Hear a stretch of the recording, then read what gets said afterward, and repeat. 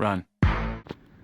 Well, since ranking all my B&M coasters video did a lot better than I thought, I figured I would continue this little series going on and rate all the RMC coasters that I've been on. So enough chit-chatting and let's just dive right into this video.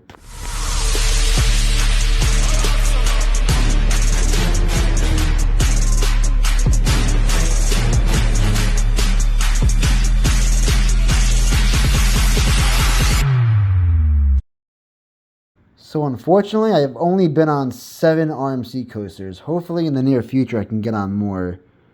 But coming in at the number 7 spot is New Texas Giant at Six Flags Over Texas. Now, this was RMC's first coaster. Now, you get some good pops with airtime. It does have a mid-course, but it wasn't really hitting on all my rides. I think I rode it, 4 or 5 times, I want to say. I forget the exact amount, but towards the end, you get those last bunny hills at the end when you go through those tunnels and everything. You lose so much speed. So if it was a little faster, I guess it would probably move up ahead of the other coaster above it. But that's why I put it at number 7. Now coming in at the 6th spot is Jersey Devil Coaster at Six Flags Great Adventure.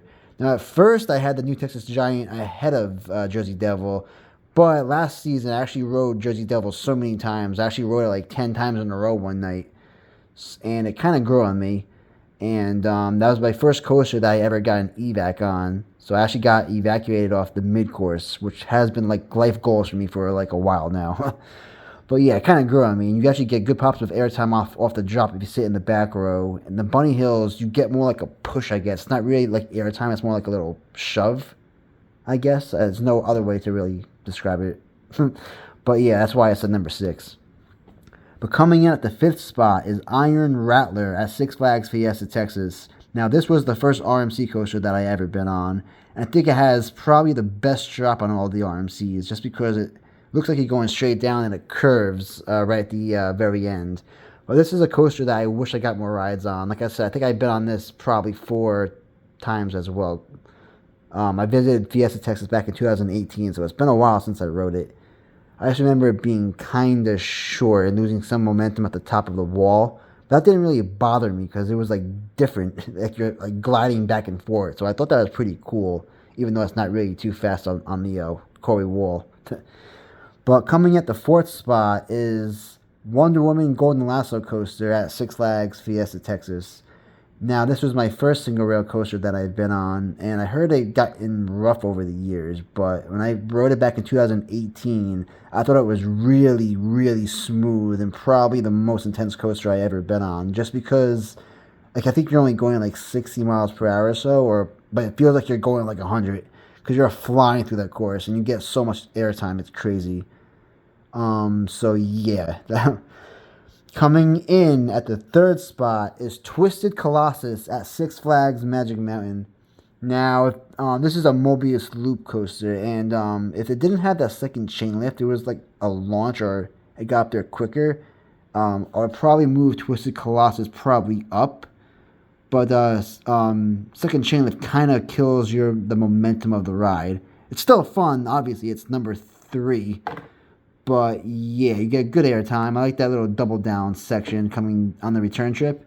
That's pretty cool and different. And you actually get good pops of airtime on the blue side when you go up that one bunny hill. And then before you go through the inversion. Yeah, that's awesome. So guys, I kind of lied. So I've been on a total of 8 RMCs. So with that being said, coming in at the 3rd spot is Twisted Cyclone at Six Flags Over Georgia. Now, Twisted Cyclone is a perfect example of don't let the small frame fool you, because Twisted Cyclone probably has some of the most ejected airtime I ever experienced on any coaster. And it has like that reverse like Cobra roll in the beginning. You get that sideways airtime on the wave turn. Yeah, it's a short ride, but it's a lot of fun. I know I marathoned it on my last day I was at the park, and yeah, it definitely grew on me throughout the trip. So coming in at number 2 is Twisted Timbers at King's Dominion. Now, at first I was going back and forth between my number 1, and I'm sure if I ride Twisted Timbers again, it might actually be ahead of the coaster above this ride, but I just remember getting so much airtime in that one. I'm not even sure what the element's called. Where you like go to the left, you jump to the right really quick. That part is absolutely insane. And I also rode that in the pouring rains too in April, so it was kind of cold from what I remember. But yeah, I definitely need to get back to King's Dominion soon because I need to get back on Twisted Timbers. And now coming in at the number 1 spot, I'm sure if you guys follow my channel, you guys already know, but that's going to be Wicked Cyclone at Six Flags New England.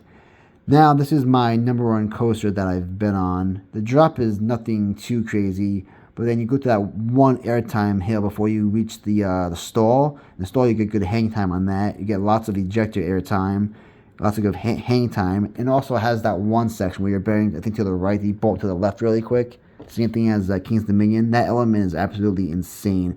If you guys know the name of that, comment down below. I'm sure it's at the tip of my tongue. I forget. But yeah, that's my top 7 favorite RMCs that I've been on. Like I said, if you guys didn't hear like your favorite RMC, that's just because I haven't rode it yet. So hopefully in the near future I can get out to more parks and get on some more coasters. So yeah, thanks for watching, and if you're new here, please consider subscribing. I would really appreciate it, and I'll catch you guys next video. Peace out.